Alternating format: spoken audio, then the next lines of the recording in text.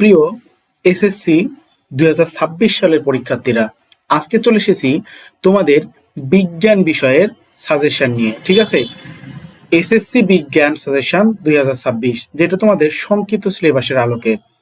দেখো, প্রথম অধ্যায় উন্নত জীবনধারা, জ্ঞানমূলক প্রশ্ন।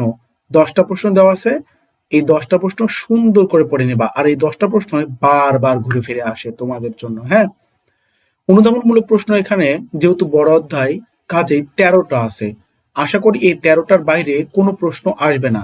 তোমরা পরীক্ষার খাতায় দেখবা এই 13টার মধ্যে থেকে কোনো না কোনো প্রশ্ন এসছে, আর এরপর একটু হাফ ছেড়ে বলবা যে হ্যাঁ স্যার যেগুলো দাগিয়ে দিয়েছে সবগুলো আসছে, এরকম কিছু একটা। হ্যাঁ, এবার দেখো সৃজনশীল অর্থাৎ গ ঘয়ের জন্য এই যে এই কয়েকটা টপিক দেখতে পাচ্ছ, এর বাহিরে গ ঘয়ের কোনো প্রশ্ন আসে না, আমি এটা গ্যারান্টি দিয়ে বললাম তোমাদের।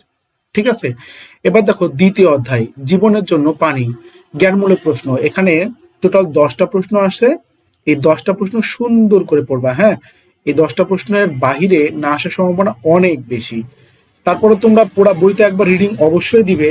এরপর দেখো অনুধাবনমূলক প্রশ্ন। এখানে অনুধাবনমূলক প্রশ্ন মোট 9টা আছে। ঠিক আছে, আর এই 9টাই যথেষ্ট ইম্পর্টেন্ট। তোমরা এই 9টা একটু সুন্দর করে পড়বা। আর সৃজনশীল গ ঘয়ের জন্য দেখো এখানে এই কয়েকটা টপিক দিয়েছি। হ্যাঁ, এর বাইরে গ ঘ এখন পর্যন্ত তেমন কোনো পরীক্ষায় আসেনি, আশা করি আসবেও না। তোমরা একটু ভালো করে দেখে নিবা। তৃতীয় অধ্যায় হৃদযন্ত্রের, বানানটা একটু ভুল আছে, দেখে নিয়ে তোমরা। হৃদযন্ত্রের কথা ও অন্যান্য। ঠিক আছে, জ্ঞানমূলক প্রশ্ন দেখো, যেহেতু একটা বড় অধ্যায়, রক্ত কানেকশন একটা আছে, তো এখানে 15টা দিয়েছি। আশা করি 15টার বাইরে একদম 100% গ্যারান্টি দিয়ে বলছি, এই 15টার বাইরে কোনো কোশ্চিন আসবে না। ঠিক আছে, এবার অনুধাবনমূলক প্রশ্ন 60টা দেখতে পাচ্ছ।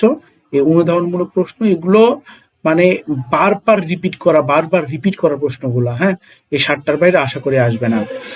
আর টোটাল ছিল 11টার মধ্যে 7টা বেশি ইম্পর্টেন্ট। হ্যাঁ, আর এই কয়েকটা একটু তোমরা দেখে নিবা।